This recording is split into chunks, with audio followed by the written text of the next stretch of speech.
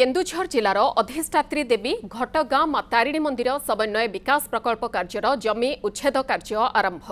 प्रथम पर्यायर आज सरकारी जमी उच्छेद करने सह सरकारी घर भंगा कार्य आरंभ होईछि।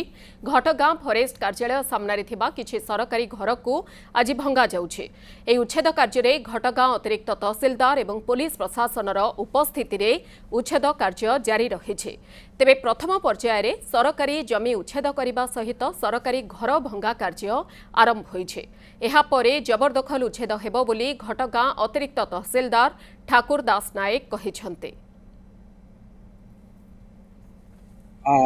आगर तो आमर प्रक्रिया चालू रही विकास पई आज प्रथम पर्यायर हम देखिछु गोटे सरकारी जगह जो घर थिला जो ताको हम भांगवा कार्य आरंभ करिछु।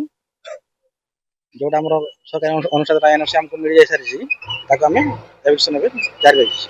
ता पर्याय क्रमे गोटे गोटे सिमती हम जो सरकारी अछि ताको हम एविक्शन करिछु।